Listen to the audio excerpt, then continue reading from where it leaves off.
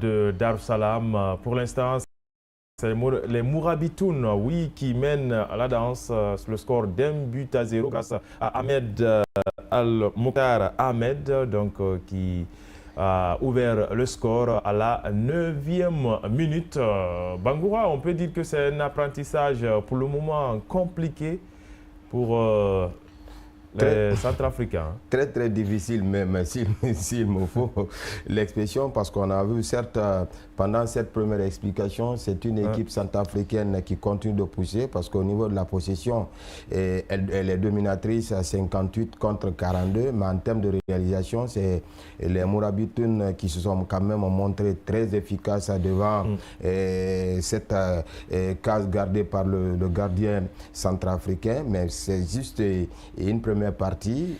L'entraîneur Sébastien Gato, il peut revenir à travers les changements qui peut opérer dans cette rencontre, mais c'est une opération pour le moment qui semble être compliquée pour cette formation centrafricaine. Certes, c'est une première expérience, mais qui s'annonce très très compliquée. Voilà, on a vu une première période d'Uldé assez pleine. Et heureusement qu'il y a eu de buts, et la Mauritanie, en tout cas, veut continuer à durcir le temps pour essayer, en tout cas, d'avoir gain de cause. Oui, on avait dit avant le match que pour que la Centrafrique sorte indemne, il faut qu'elle joue son va-tout, il faut qu'elle se donne à fond. Mais là, on voit que les lacunes défensives, ça revient encore. Ouais. Avec cette équipe mauritanienne, ça ne pardonne pas, parce que c'est une équipe qui est bien structurée, ça joue très bien techniquement et tactiquement. Et je crois, après 10 minutes, 15 minutes, prendre un but, ça veut dire qu'il y a toujours quelque chose encore à nettoyer dans cette défense. Et pour le moment, je vois l'Algérie, je vois la Mauritanie. Parce que quand vous prenez, pour vous dire que cette équipe centrafricaine, elle est inexpérimentée, elle a eu beaucoup plus de situations, elle s'est créée des mouvements, même s'il n'y a pas eu des occasions nettes. Elle a eu 10 tirs, seulement un seul cadré. Côté Mauritanie, c'est 5 tirs, un cadré, et c'était le but. Ouais. Donc je crois, ça prouve que c'est un apprentissage difficile, comme vous l'avez dit. Et côté Mauritanie, la Mauritanie, ce n'est pas un novice dans le CHAN. C'est une équipe qui enchaîne les performances, même si parfois c'est difficile. Mais quand vous regardez le jeune qui a marqué, c'est 21 ans. Et ce sont des jeunes qui avancent, et même si l'âge n'est pas là d'abord, mais franchement, aujourd'hui, le football mauritanien, c'est un travail à saluer. Parce que ces 5 dernières années, Mauritanie a figuré 2 fois parmi le top 5 des meilleures fédérations en Afrique. Donc on voit sur le terrain que ça paye, parce que là, c'est une équipe bien structurée et ça travaille très bien tactiquement, même si Mauritanie avait perdu contre la Tanzanie, mais le beau football était produit par les Mauritaniennes. Et là, je pense qu'elle est partie, même si à tout moment, on peut s'attendre au réveil de la Centrafrique, mais cette équipe mauritanienne, pour le moment, elle maîtrise son sujet. D'autant plus que le 11 de départ, il y a le FC Nouadhibou qui domine un peu. Justement, quand vous prenez un peu le 11 de départ de cette formation des Mourabitoun, vous avez le FC Nouadhibou qui est largement représenté. Dans le 11 de départ, vous avez 5 titulaires. Ça a déjà un atout, parce que c'est des joueurs qui ont l'habitude de jouer ensemble. Et de l'autre côté, vous avez FC Tevra Zeina, dont le buteur pour le moment est de cette formation. Et surtout le but matinal, parce qu'il a inscrit le but à la 9e minute. Et surtout, ils ont continué à cravacher dur, parce qu'ils pouvaient bel et bien corser l'addition. Et de l'autre côté, vous avez Nouakchott King qui n'a que 3 représentants dans le 11 de départ. Donc c'est une façon de dire que l'entraîneur Artide Lopez Gaïra, il a su travailler, parce que c'est une équipe qui a suffisamment besoin de temps de préparation. Et quand vous prenez aujourd'hui du côté de la Mauritanie, le FC Nouadhibou, il n'y a pas en tout cas un adversaire qui peut le contester. Donc le fait d'avoir cette forte représentativité dans le 11 de départ, c'est un atout, mais ce n'est qu'un premier acte. Attendons de voir ce que Sébastien Gato va proposer pendant la deuxième explication, parce que certes c'est un début très très compliqué pour cette formation centrafricaine, mais tout peut changer au cours de cette rencontre. Voilà, Djouldé, le rapport de force en termes de combativité sur le plan physique. Il y a du répondant de part et d'autre, même si les Centrafricains, par moments, sont un peu dans le dur pour finir les actions. Ah oui, finir les actions, c'est là il y a vraiment un sérieux problème pour les Centrafricains. C'est vrai, la finition, c'est le problème de l'Afrique, le football africain de façon générale. Mais la Centrafrique, c'est trop. Sur 10 tirs, un seul cadré. Et surtout, si vous regardez comment les attaquants vendangent les occasions, je crois, avec ça, on peut pas, ça va être difficile d'espérer une victoire. Donc je crois que c'est les attaquants qui doivent encourager les milieux de terrain, les défenseurs et autres. Mais le comportement des attaquants centrafricains, pour le moment, ça n'encourage pas parce qu'ils ne maîtrisent pas la ligne d'attaque, ils se marchent dessus et ils doivent communiquer, se parler entre eux, mais pour le moment, c'est le désordre au niveau de la ligne d'attaque. Maintenant, au milieu de terrain, ça gagne des ballons parce que quand une équipe domine, ça veut dire que le milieu est en train de récupérer et les casseurs jouent leur rôle. Au niveau de la défense, c'est toujours le problème. À 9 minutes, elle a pris un but.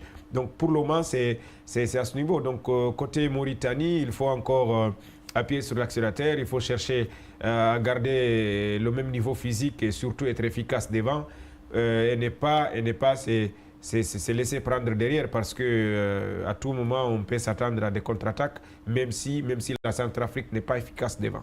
Voilà, ce genre de match, c'est un peu bloqué, on n'arrive pas à finir les actions. Ça... Tout à fait. Et surtout, c'est que je m'attends beaucoup à un réagissement au niveau de a mis un système classique permettant de bloquer les velléités offensives au niveau du milieu de terrain. En face, vous avez un système classique de 4-4-3, de 4-3-3.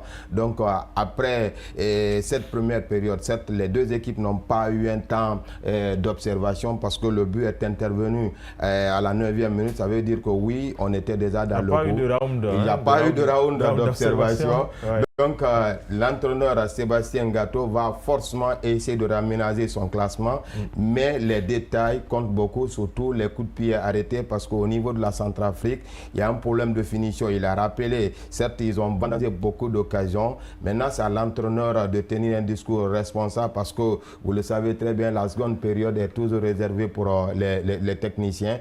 Et j'en suis sûr, cette équipe est venue pour apprendre, mais cet apprentissage, pour le moment, étant difficile, il va y avoir ici un petit changement les permettant de chercher l'égalisation avant d'espérer remporter la partie. En tout cas, puisque la défense en a pris beaucoup, hein, pour 2 matchs, c'est 5 buts désormais. Oui. C'est-à-dire un match 45 minutes. 5 buts. Mais moi, et 2 buts marqués seulement. Ça c'est surprenant, Ablaye, parce que la Centrafrique, c'est typiquement l'équipe A.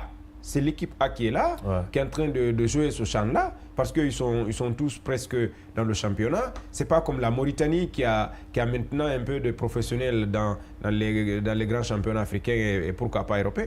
Mais pour la Centrafrique, c'est une surprise parce que moi j'attendais beaucoup cette équipe, surtout contre des équipes comme ça, rajeunie. La Mauritanie, c'est une équipe rajeunie. Mais la Centrafrique, c'est un problème. C'est vrai, c'est un apprentissage, mais avec des joueurs expérimentés comme ça, parce que c'est cette même équipe qui a éliminé le Cameroun au niveau des éliminatoires, ça crée la sensation. On dit que c'est la plus grande compétition africaine pour la Centrafrique, mais au niveau, on dirait que c'était mauvais élève dans la compétition proprement dite, parce que là, elle débute très mal la compétition. Et surtout qu'elle s'est préparée très bien, sans bruit, et surtout contre la Guinée. C'est un match nul ouvert. Mais il y a eu quand même des préparations adéquates. Oui, il y a eu quand même des préparations adéquates parce que quand vous prenez le match contre la Guinée, il a fallu même la deuxième explication. Et pendant que cette équipe était en infériorité numérique, qui a permis à la Guinée d'égaliser. Mais ce n'est pas ce que nous sommes en train de voir sur le terrain. Il y a un manque d'expérience parce que quand vous participez pour la première fois, ce n'est pas comme la Mauritanie qui a sa 4e participation. Et tout à l'heure, quand vous prenez le stature de cette équipe mauritanienne.